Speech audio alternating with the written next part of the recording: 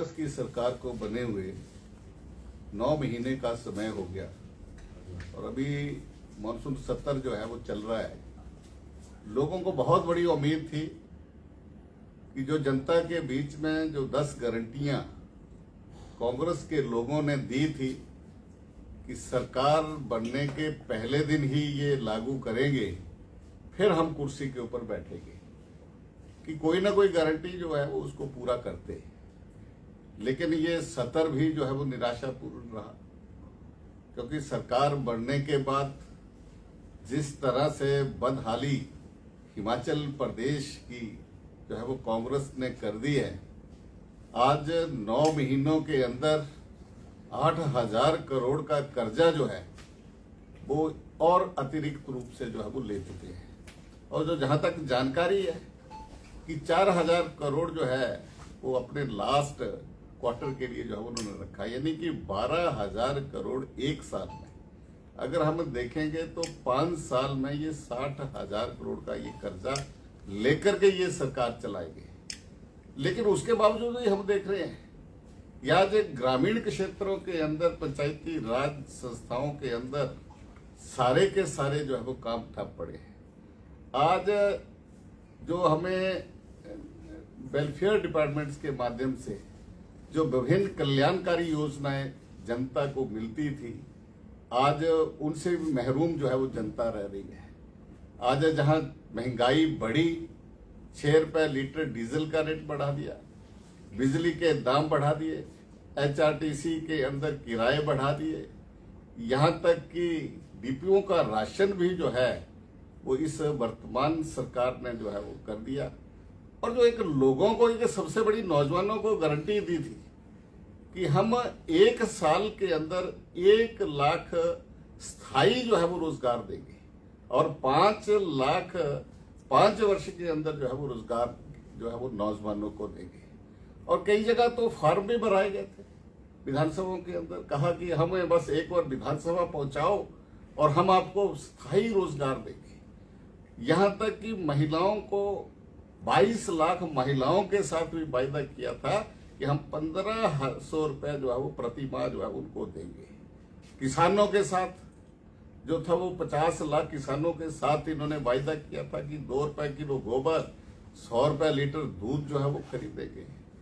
आज सारे के सारा वर्ग जो है वो अपने आप को ठगा महसूस कर रहा है। और यहां तक हद कर दी, ऐसी हद यहां तक हो गई कि अब तो जो आउटसोर्स कर्मी रखे गए थे, नए तो क्या रखने थे, पब्लिक जो सबऑर्डिनेट सर्विस सिलेक्शन बोर्ड जो था उसको बंद कर दिया गया। और नए तो क्या रखने थे, लेकिन जो भारतीय जनता पार्टी के समय में आउटसोर्स कर्मी रखे गए थे, 10,000 से ज्यादा आउटसोर्स कर्मियों को जो है वो इस सरकार के द्वारा जो है वो निकाल दिया गया, उनको उनकी ड्यूटी से हटा दिया गया। और मैं ये बता देना चाहता हूं कि ये उनमें से अधिकांश वो भी लोग हैं जो त्रासदी के समय में रखे थे कि कोरोना जैसी त्रासदी आई थी तो उसमें कोई व्यक्ति दूसरे व्यक्ति से मिलना भी पसंद नहीं करता था।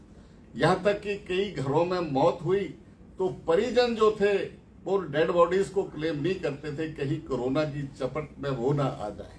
तो ऐसे समय में ये नौजवान जो थे, इन्होंने अपनी सर्विसेज, अपनी जान की परवाह न करते हुए इन्होंने स्वास्थ्य विभाग के अंदर दी थी। और सरकार ने कहा था, उसमें सरकार ने ये कहा था कि हम तुरंत से ये भर्ती नहीं कर सकते, लेकिन हम आउटसोर्स के माध्यम से जो है वो ये भर्ती करेंगे और उसके माध्यम से हम कोरोना के में लोगों को जो है वो स्वास्थ्य सेवाएं जो है वो देंगे। और उसमें स्वास्थ्य सेवाएं जो थी वो हिमाचल प्रदेश की सरकार ने बढ़िया से दी, जयराम ठाकुर जी के नेतृत्व में। और यहां तक कि केंद्र से माननीय प्रधानमंत्री जी ने भी कहा कि कोरोना से जो लड़ाई लड़नी है तो अगर किसी को सीखना है तो वो हिमाचल प्रदेश से वो सीख लेनी चाहिए। और ऐसे में अब उन लोगों ने लंबे समय से एक सेवाएं जो है वो स्वास्थ्य विभाग में दे रहे हैं और अब उनकी छटनी की जा रही है। उनको जो है वो राजनीतिक द्वेष के कारण जो है वो उन लोगों को हटाया जा रहा है।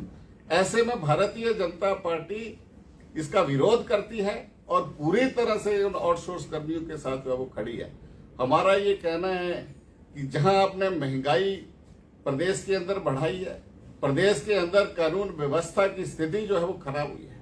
अभी कल ही की घटना है, मंडी से एक लब जिहाद में एक लड़की को अगवा करके जो है वो जम्मू कश्मीर ले जाया गया, कैसे न कैसे बच करके जो है उसको लाया गया।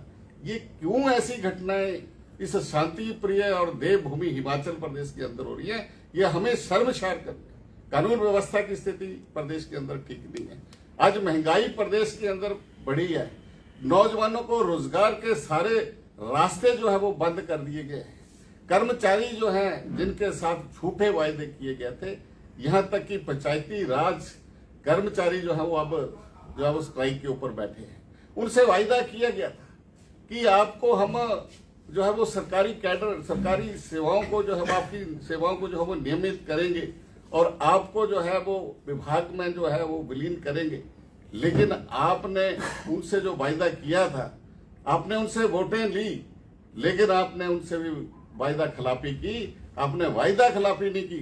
जो डिस्ट्रिक्ट कैडर था, उनका जिला परिषद कैडर था, उसको भी आपने जो है वो प्रदेश का कैडर बना दिया। तो ये सारी आज सरकार जहां 10 गारंटियां देने में आज विफल रही है। आज जो इन्होंने प्रदेश के अंदर जो 9 महीनों के अंदर प्रदेश के अंदर कर्जा बढ़ाया है, प्रदेश के अंदर जो है वो आज जितने भी आज विकास के काम हैं सारे के सारे जो है वो ठप पड़े हैं। जो काम हुए हैं उनकी पेमेंट्स नहीं हो रही है। आज हर मोर्चे के ऊपर ये सरकार जो फेल है।